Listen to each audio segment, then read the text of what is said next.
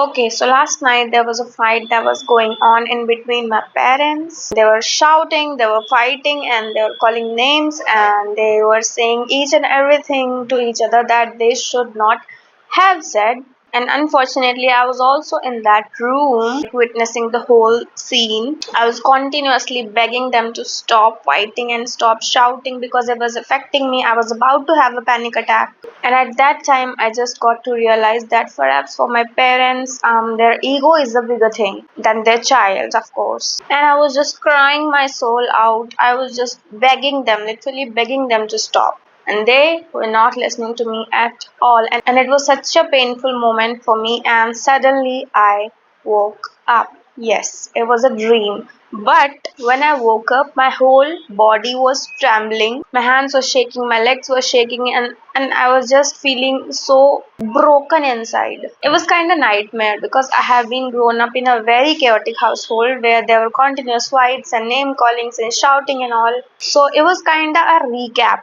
Then I just woke up, drank some water, and meditated a little bit, and then I went back to sleep. But when I woke up again, I start to ruminate about what that dream was about because I'm having a bad habit of checking that what does that dream means, or I feel like universe is always talking to us and we just have to look for the signs. I consider dreams as a sign from the universe itself. So I was trying to undecipher what was that about. So suddenly I got to remember a very old video that I saw on Instagram one day. In that video, a mother has just given birth to a child, to a newborn.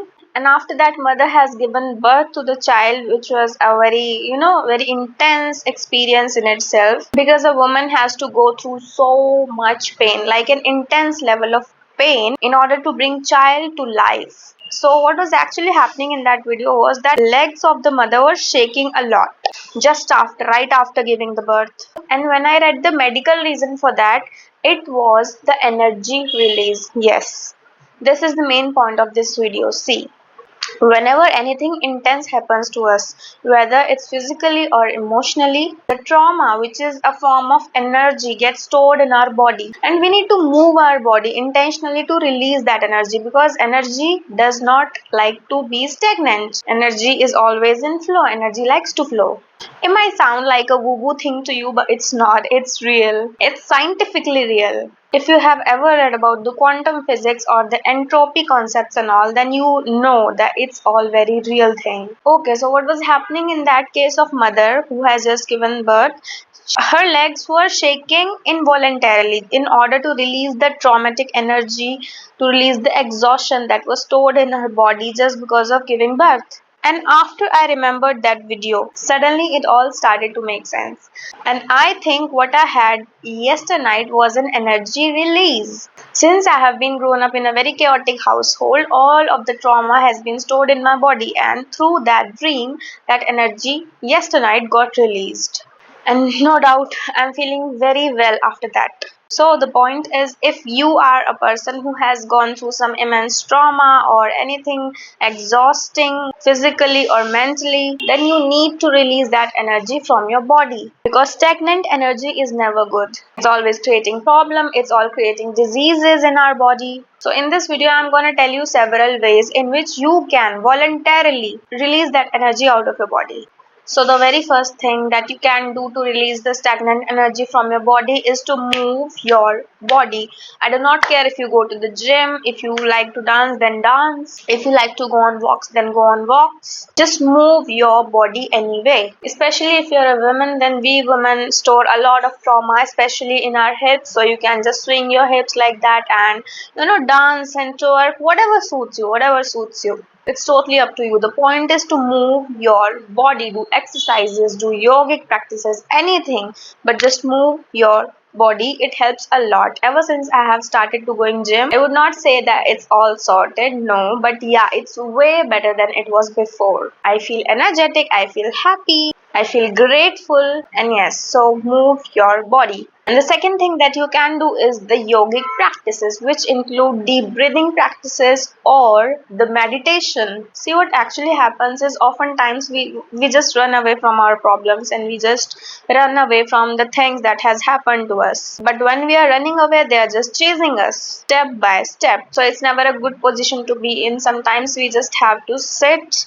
and breathe and meditate. We should allow our thoughts to move freely, because meditating is all about letting go.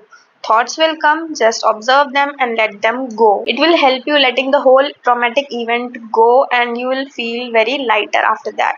And the third thing that you can do is vocal release, which is you can cry out loud. Yeah, there's no shame in crying, guys. Whether you're a man or a woman, if you're feeling pain, if you're feeling, exhaustion, the pain, the trauma, whatever, then you can cry. You're allowed to cry. Nobody's gonna judge you. And even if people are gonna judge you, then why do you even care about them? They do not care about your pain, and you are caring about them, that they are gonna see me and make fun of me. There's no point.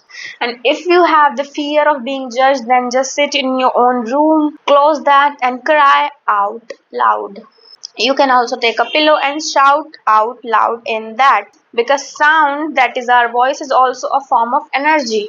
So in that sense, it's the energy being released for the good. And that the fourth thing that you can do is reconnecting with the nature. It might sound very woo woo again, but you just go near a tree and hug it.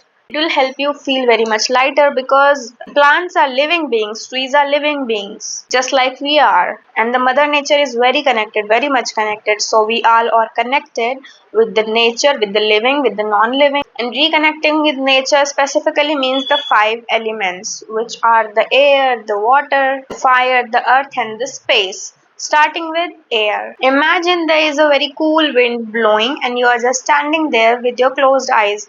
How would you feel in that moment? Very relaxed, right? So that is called an air bath, which means air, which is the nature's first element, is cleansing your body, is cleansing your aura. So that helps. Coming to the second element, which is the fire. See, in Indian ancient practices, there is a practice in which we take the fire in a bowl and we just, do this round circular motion. This is called the fire bath. Traditionally it was said that it protects us from the evil eye, but in reality, fire, being the second element of life, cleanses us. It will make even more sense to you when it comes to the third element, that is earth. Have you ever heard of mud baths?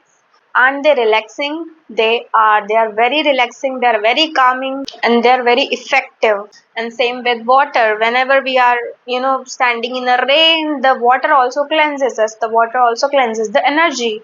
And the fifth element of life is the space, which is the metaphor of awareness. Awareness, meditation, same thing. And by the way, grounding your senses also comes under awareness. And now you will ask, how can I ground my senses? What are your senses? The taste, the smell, the sight, the sound that you're hearing, the things that you can touch. So you can simply lay down or sit in a position and just close your eyes and try to listen the voices around you, try to smell the fragrances around you or the odor around you.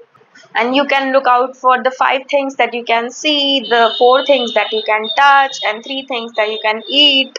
So grounding your senses works like that. It relaxes the nervous system, and nervous system is everything. It's everything. I'll save this topic for the next video.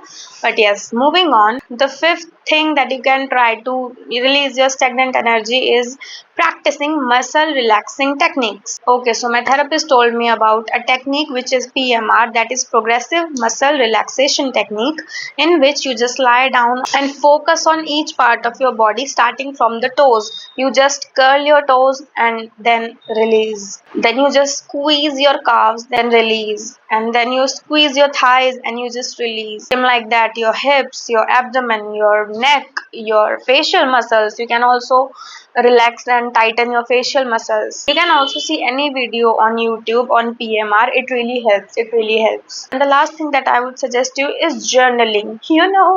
There's a quote which says, "A problem well written is a problem half solved."